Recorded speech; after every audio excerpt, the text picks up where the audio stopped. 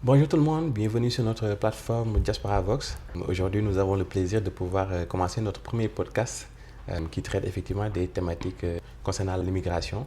Et nous avons vraiment l'immense plaisir aujourd'hui de recevoir notre invité de marque qui est El Hadji Mamadou Diarra, une personne qui participe pleinement sur la vie communautaire et la vie associative des immigrants, en l'occurrence tous les immigrants du sud d'Afrique et particulièrement du Sénégal.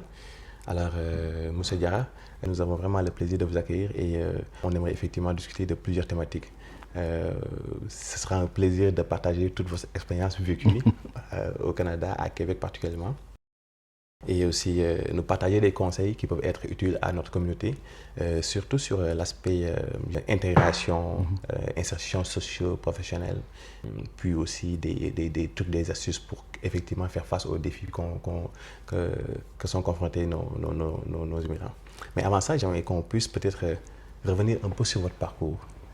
Ça fait quand même très longtemps que vous êtes ici, vous êtes rendu Canadien, Québécois, comme on le dit. Donc, il serait quand même intéressant pour le bénéfice de nos internautes de pouvoir effectivement savoir qui est El Hadji Mamadou Diarra. Merci beaucoup, Serigne Mohamed Diop. C'est un honneur et un immense plaisir de participer à cette émission. Merci beaucoup pour l'invitation. El Hadji Mamadou Diarra, donc moi je suis arrivé au Québec en plein mois de janvier en 1995. J'ai quitté en plus 22, plus 23. Je suis arrivé le surlendemain avec une température de moins 15, une tempête de neige qui m'a accueilli. Donc j'ai eu un véritable choc thermique. Mais bon. Ça devait pas être évident. Non. Mais bon, j'avais eu la chance de rencontrer des compatriotes sénégalais. Puis il y avait un avec qui je faisais de l'athlétisme au Sénégal auparavant. Donc c'est lui qui était ici, qui m'a accueilli. J'ai passé ma toute première nuit au Canada dans sa chambre, chez lui. Il m'a laissé sa chambre. Donc je profite de l'occasion pour vraiment lui rendre hommage. Il n'est plus de ce monde avec nous. On prie que la terre lui soit légère. C'est ça. Fait que moi, ça fait 30 ans que je suis ici. Je suis arrivé à Trois-Rivières pour faire mes études à l'Université du Québec à Trois-Rivières. Baccalauréat en administration, j'ai fait un deuxième cycle en finance, en gestion et développement des organisations. Et donc, de fil en aiguille, j'ai fait quelques formations. Je me suis beaucoup impliqué dans différentes associations. À l'université, c'était ma philosophie de pouvoir m'impliquer beaucoup parce que j'ai grandi avec mes grands-parents au village. Avec eux, il y avait pas, c'était bras tendus, main ouverte. Comme le disait l'ancien président Senghor, c'est bras tendus, main ouverte. On accueille tout le monde, puis on partage avec tout le monde. Puis j'ai grandi là-bas, j'ai fait mon école primaire au village. Je marchais à peu près 7 km pour aller à l'école. Et c'est ça. Après le bac, je suis venu directement ici. Mais bon, en fait, j'ai fait Dakar aussi. Donc, mais j'ai pas fait l'université à Dakar. Mais qu'est-ce qui a motivé votre choix? Qu'est-ce qui a motivé votre choix de venir il faut être un peu déréglé. Mais non. En fait, c'est assez particulier. Moi, quand j'étais au lycée, j'avais un ami, je suis allé chez lui. J'ai vu le drapeau du Canada chez lui. J'ai dit, quand je vais avoir mon bac, je vais aller dans ce pays, étudier. J'avais aucune idée c'était quoi le Canada. Aucune idée. Rien. J'ai juste vu le drapeau, j'ai dit, je veux aller dans ce pays. C'est arrivé comme ça. Donc, il faut faire attention aux affirmations qu'on dit parce que ça peut devenir réalité. Et puis, bon, l'ami avec qui je faisais l'athlétisme au Sénégal, lui m'a devancé ici de quelques années, puis on s'écrivait, on s'envoyait des cartes postales. Avant, il n'y avait pas Internet, il n'y avait pas WhatsApp, il n'y avait pas des SMS comme ça. Donc, on s'envoyait des cartes postales, puis j'ai dit, après moi, je vais aller dans ce pays. Puis déjà, je connais quelqu'un qui est là-bas, de surcroît, dans une province francophone et au Québec. Donc, c'est comme ça que c'est arrivé mon atterrissage, entre guillemets, sur la neige du Québec. Et puis, bon, j'ai essayé de faire ma traversée du désert, mais sur la neige. C'est comme ça. Effectivement, super. C'est quand même une très belle expérience que vous venez de nous partager. On voit clairement que c'est l'accompagnement que vous avez eu auprès de votre ami vous a quand même beaucoup peut-être aidé pour votre arrivée au Québec. Absolument, parce qu'on a fait, quand je suis arrivé, on allait faire l'ouverture de compte. On allait à l'épicerie faire la première épicerie, au centre d'achat acheter les bottes d'hiver parce que j'étais pas bien organisé. bien équipé plutôt. Donc, non, il a été un bon tremplin pour moi. Il m'a montré beaucoup de choses. Donc, c'est à moi aussi de pouvoir rendre la monnaie à d'autres personnes pour les accompagner. Oui. Et est-ce qu'autant, parce qu'on parle de 1995, oui. ça date quand même de très longtemps, bientôt 30 ans, comme vous l'avez mentionné. Absolument. Vous avez eu cette... c'est une grande communauté africaine qui était là, soudée, pour pouvoir certainement vous accompagner pour vos premiers pas, mettons, quand vous étiez arrivé ici au Canada. Parce que vous étiez à Trois-Rivières. Est-ce qu'il y avait eu vraiment beaucoup d'Africains, j'imagine que... Oui, il y avait quelques Africains. C'était pas comme maintenant, mais il y avait quelques Africains. On avait aussi une belle communauté sénégalaise, très tissée serrée. Contrairement à la plupart de certaines communautés, nous, on avait une association, on avait une équipe, puis on se voyait régulièrement, on prenait le thé ensemble, on préparait du tchèbdjen, puis on invitait les gens, ils venaient. Donc, c'est ça, exactement. C'est bon sur le moral. Donc, quand on est loin de la famille, donc ça fait du bien. On était vraiment une belle communauté, sérieusement. On avait une belle association, puis c'est ça qui faisait notre force.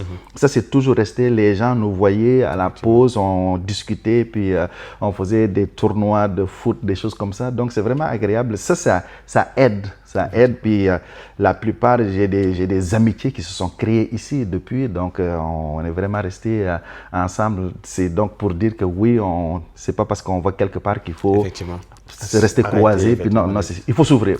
On ne sait jamais qu'est-ce qui va arriver, mais il faut s'ouvrir autant aux gens d'ici pour apprendre la culture d'ici, mais aussi d'autres personnes qu'on a rencontrées ici, mais qui viennent même du même pays que nous. Mais peut-être si on était resté au Sénégal, on ne se serait jamais fréquenté parce qu'on n'avait pas les mêmes fréquentations. Donc, tout ça, ça se crée. Et qu'est-ce qui était le plus défiant dès votre arrivée? La température. C'était le plus défiant. C'est ça, exactement. Puis l'accent. L'accent. Moi, je suis arrivé un dimanche. Lundi matin, je devais aller à mon premier cours, puis j'avais déjà raté une semaine de cours. Donc, mais je ne comprenais pas grand-chose de ce que vous le faites. En passant, juste préciser que juste rater une semaine de cours ici, c'est énorme. C'est énorme. Le rythme est très intense, le rythme est très soutenu. Mais c'est agréable. Donc, les gens qui arrivent, il faut qu'ils sachent qu'une session de cours, de 4 cours, c'est du boulot. Bien sûr. Mais ça se fait. C'est un travail à temps plein. Totalement. Effectivement. Exactement. Oui. Effectivement. Oui. Super. Puis, donc, effectivement, on a parlé du choc thermique que vous avez eu. Oui. L'accent également que vous avez eu. Y avait-il un danger financier au niveau des études? Non. Dieu merci, il n'y avait pas de danger financier. Quand je suis arrivé, le papa, il finançait mes études. La plupart, pendant ce temps-là, il n'y avait pas beaucoup... le Canada était une destination où les gens venaient étudier. Puis souvent, c'était assez difficile pour que les fonds soient collectés. Puis, donc, quand les gens venaient, souvent, c'était pour les études, beaucoup. Puis, on n'avait pas le droit de travailler pendant ce temps-là. Ah, pour vrai? Non, les étudiants n'avaient pas le droit de travailler. On n'avait pas le droit de travailler, c'est arrivé beaucoup plus tard. Moi, je pense, quelques années quand je suis arrivé, c'est que c'est devenu possible que les étudiants puissent travailler, mais sur le campus universitaire. Ok, juste sur le campus universitaire, soit avec l'université ou une entreprise qui est basée à l'université. Okay. Et même durant l'été, vous n'avez pas le droit Non, rien, absolument rien. Non. Et on ne travaille pas. Donc, c'est sûr que c'est difficile de pouvoir subvenir Donc, à nos besoins. Ça a beaucoup évolué aussi entre-temps. Absolument. Et je pense que c'est une très bonne chose de pouvoir permettre aux étudiants de travailler, mais un certain nombre d'heures, pas à temps plein nécessairement, parce que la priorité, c'est les études. Quand on vient pour les études, la priorité, c'est les études. Quand on combine quelque chose avec les études, ce quelque chose va toujours prendre le dessus. C'est pas compliqué. Vous apportez quand même un point super important, surtout dans le contexte économique que présentement nous évoluons, parce que pas mal d'étudiants viennent pensant qu'effectivement, ils ont la pleine capacité de pouvoir payer leurs études sans un coup de pouce. Et une fois arrivés sur terre canadienne, il y a la déception. Oui. Qu'est-ce qu'on pourrait, mettons, quel conseil donnerez-vous à ces étudiants pour mieux effectivement faire face à ces enjeux financiers? C'est la recherche d'informations. Il faut vraiment rechercher l'information, mais à la bonne source. Parce que chaque cas est particulier. Chaque situation est particulière. Donc, il y en a certaines personnes qui vont dire, mon expérience, moi, j'ai pas eu de difficultés parce que... mais on ne peut pas prendre ça pour en faire une réalité absolue. C'est une réalité pour cette personne, mais on ne peut pas transposer ça nécessairement à d'autres personnes. C'est sûr, aller chercher de l'information, puis le calcul des coûts. Ça coûte combien les études? Une session, ça coûte combien? Une année d'études? Le logement, combien ça coûte? Les frais de subsistance, tout ça. Puis il y a beaucoup d'autres frais que nous, malheureusement, heureusement ou malheureusement, on n'a pas chez nous. Bien sûr. Quand on a une paire de chaussures, c'est correct. Ici, la même paire de chaussures que tu achètes pendant l'été, mais tu n'utilises pas au mois de janvier. Donc, il faut que tu changes le manteau, tout ça. Donc, c'est des coûts additionnels. Je pense que les gens doivent avoir ces informations. Puis aller frapper à la bonne porte des associations qui sont déjà établies, des gens qui sont là, qui peuvent donner le plus d'informations possible pour que les gens soient bien préparés, qu'ils sachent exactement qu'est-ce qui les attend. C'est pas, puis trouver un emploi, c'est pas toujours facile. Quand je me rappelle, moi, quand j'ai fini mes études, je sais pas, j'ai envoyé au moins une dizaine de CV par jour. C'est là où je voulais en venir. Une fois que tes études terminées, oui. Est-ce vraiment difficile en ce moment-là de pouvoir trouver un emploi? Puis, comment s'y prendre surtout? Comment s'y prendre? Parce que tantôt, vous avez parlé d'effectivement avoir les bonnes informations et peut-être se référer à de bonnes personnes ressources. Malheureusement, je ne dirais pas que l'envie n'est pas là, mais on ne va pas jusqu'au bout de nos efforts. Oui, effectivement. C'est sûr, c'est jamais facile de trouver un emploi. C'est jamais facile de trouver un emploi. On peut être extrêmement chanceux d'être au bon moment, à la bonne place, et rencontrer la bonne personne. C'est parfait, mais ce n'est pas toujours le cas. Donc, il faut être patient. Patient et persévérant dans ce qu'on a à faire. Parce que moi, je fais une distinction entre les deux. La patience, c'est que quand tu es malade, tu vas à l'hôpital, tu t'assois, tu attends. Tu ne peux rien faire. Mais la persévérance, c'est la patience dans l'action. Dans l'action. Si j'ai envoyé un CV, 2 CV, 3 CV, je n'ai pas de retour. Développer une capacité de résilience. Absolument. Tout le temps, tout le temps. Ça, c'est même quand on va trouver un emploi, ça va être toujours la même chose. Ce ne sera pas facile, mais il faut développer cette capacité-là parce que c'est là où je pense que les gens se démarquent le plus possible. Il y a certaines situations, oui, ça va être difficile, mais il faut persévérer. Il faut toujours persévérer, avoir le courage d'avancer. Ça, c'est important. Donc, moi, j'ai envoyé des CV, mais ça ne fonctionnait pas du tout. Puis, je continuais. Mais dès lors qu'on commence à rentrer dans la boîte, là, ça devient intéressant. Il y a des possibilités d'avancement et il faut les saisir, il faut saisir les opportunités. Exactement, c'est ça. Avant de parler aux opportunités, j'aimerais aussi juste revenir sur un point qu'on entend très souvent. On parle de l'expérience québécoise ou l'expérience canadienne. Nos compatriotes immigrants peut-être ne savent pas à quoi ça sert.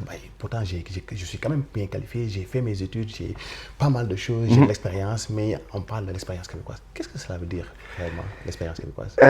C'est effectivement, dans ma tête, le nom le dit, l'expérience québécoise, c'est avoir vécu des situations d'emploi au Québec, avec des Québécois, peu importe, ou des entreprises québécoises. C'est juste pour vraiment comprendre comment ça fonctionne la société québécoise, comment les gens travaillent pour développer un projet, le mener à terme, puis mettre le produit sur le marché, puis toute la façon de prestation de service, comment on accompagne le client, tout ça. Donc ça, c'est important. Moi, une des façons qui est intéressante pour aller chercher une forme d'expérience québécoise, c'est les étudiants de s'impliquer dans les associations. Le fait de s'impliquer dans les associations, ils vont savoir un peu, oui, comment on fait un conseil d'administration, comment on discute avec les gens. Parce que ce n'est pas juste aller à l'université, puis le cours magistral, je viens, j'apprends par cœur, puis ça prend la pratique. Ça prend la pratique. Puis donc, être avec des gens qui vont avoir développé des idées complètement différentes des vôtres, mais de pouvoir se challenger, entre guillemets, je pense que ça, c'est intéressant. Ça se fait ailleurs, mais de le faire dans un contexte exactement québécois, avec des référentiels du Québec, c'est ça qui fait toute la différence. Et les gens peuvent venir avec des diplômes, des formations, mais ce n'est pas la même chose nécessairement qui se passe ici. Puis il y a certains corps de métier aussi, ils ont des cartes professionnelles. Ou certaines équivalences. Donc, il faut les faire. Malheureusement, quand on veut arriver, ces informations, on ne les a pas. Parce qu'il y a le gouvernement, tout ce qui est le côté politique, administratif, et de l'autre côté, le côté professionnel, avec ses ordres professionnels. Mais avec le gouvernement, ils ne se parlent pas. Mais eux, quand tu arrives pour rentrer dans le corps de métier, mais il y a des exigences qu'il faut respecter. Mais le gouvernement ne t'a pas parlé de ça. Il dit, tu es ingénieur, tu es médecin, tu es pharmacien, ok, quand tu vas venir, on en a besoin. Mais oui, on en a besoin, c'est vrai.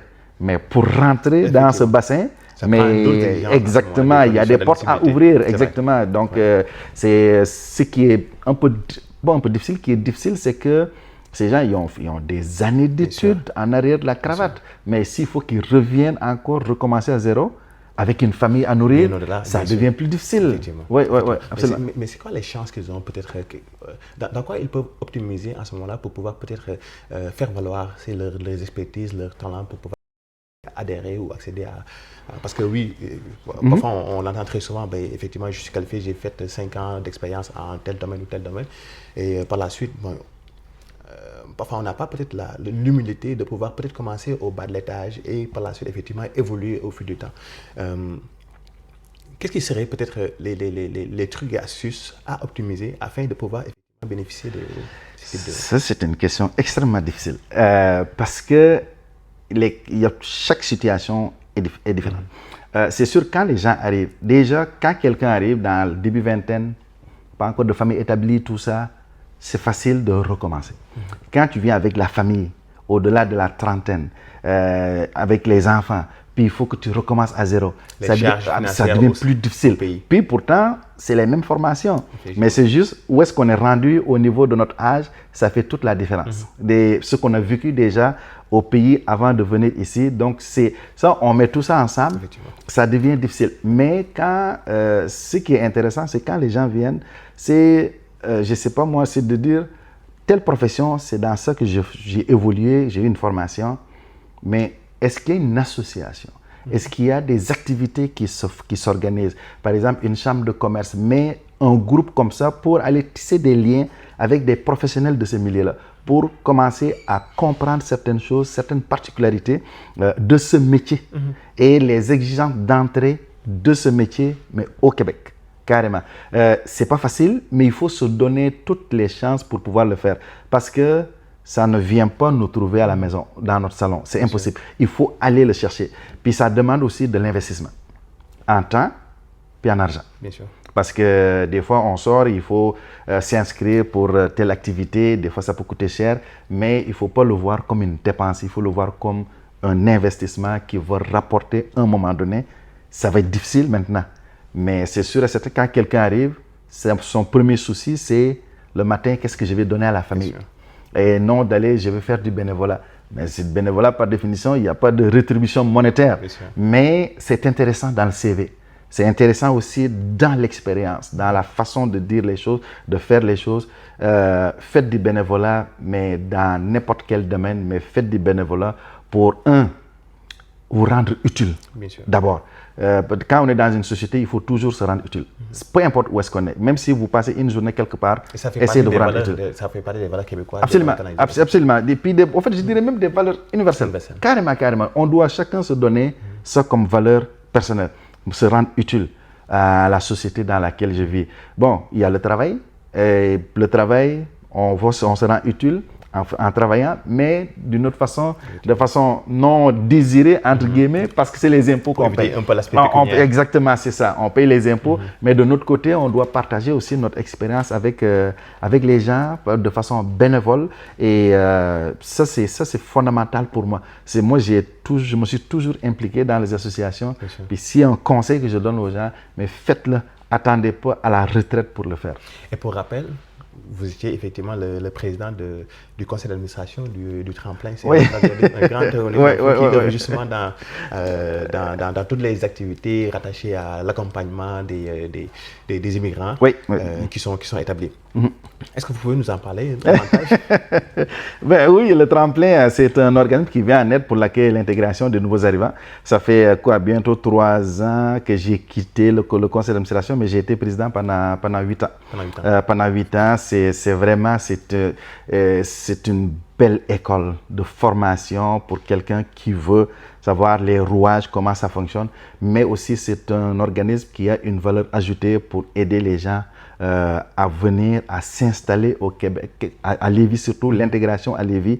Une belle équipe qui est là pour les accompagner. Puis on développe d'autres services aussi pour les entreprises qu'on a fait. Puis c'était 8 belles années. Mais bon, il faut savoir aussi partir quand c'est le temps de partir, puis laisser aussi la place à d'autres personnes de pouvoir amener de nouvelles idées, puis sans pour autant que ce que tu as fait, ça soit mis aux oubliettes. Non, mais les gens capitalisent là-dessus pour bâtir de nouvelles choses, puis je pense que c'est ça. Mais c'est une équipe qui est établie à Lévis, puis on a fait pas mal de choses, remporté beaucoup de prix, participé à des commissions parlementaires à l'Assemblée nationale du Québec sur invitation sur la façon de voir les nouvelles valeurs de l'immigration. Mais c'est ça aussi, participer à faire développer des choses. C'est quand même super important de pouvoir nous le partager parce qu'on n'a pas l'habitude de s'impliquer en tant que minorité visible. Et, le fait de pouvoir partager cette expérience permettra à certaines peut-être de nos internautes qui nous écoutent de pouvoir s'investir davantage auprès effectivement de notre société d'accueil en quelque sorte. Et il faut le faire, il faut se sentir utile, il ne faut pas qu'on pense qu'on est un boulot, on est un poids pour la société. Non, nous faisons partie de la solution et non du problème. Et moi, je dis toujours, toute cette immigration, tout ce tissu culturel, c'est un tissu avec des fils, puis chacun apporte son fil, puis on met le tissu ensemble. Mais si tu as ton fil, j'ai mon fil, mais jamais il y aura de tissu qui va se confectionner. Et tout le monde ensemble, on va pouvoir créer quelque chose, puis c'est avec ça que je pense qu'on est capable de développer une société plus résiliente, une société à notre image aussi, vraiment à notre image, parce que c'est teinté, ton fil fait partie de toi. C'est une partie de toi, de ton expérience, de ton vécu, que tu apportes, que tu amènes à la construction ou à l'édification de cette nouvelle société dans laquelle tu as décidé de venir t'installer. Et quand tu viens pour t'installer, mais tu ne dois pas t'installer les bras croisés. Peu importe ta contribution, mais il faut qu'il y en ait.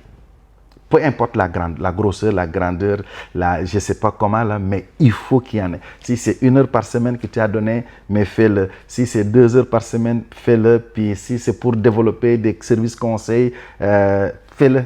On en a besoin, il faut le faire. Il faut vraiment le faire. En tout cas, super beau conseil pour tous nos internautes qui nous écoutent. Mais on est en pleine période du mois de Ramadan. Oui. La question que je vous poserai à propos de ça, ce serait le Ramadan et le travail. Pensant aussi, là, si vous êtes quand même un érudit, vraiment, vous êtes notre guide. Et quels sont les comportements, je dirais, des comportements pérennes qu'on devait avoir à tous les jours, mais surtout durant le Ramadan, pour pouvoir donner l'exemplarité? Au fait, le Ramadan ne doit pas nous changer. Il ne doit pas changer notre comportement. Il doit juste conforter davantage ce comportement. Donc, ce n'est pas parce que le Ramadan est là qu'on change toutes nos façons de faire, puis fatiguer les gens, tout. Non. Il faut qu'on s'adapte à cette réalité-là dans laquelle nous vivons. Ça, c'est fondamental.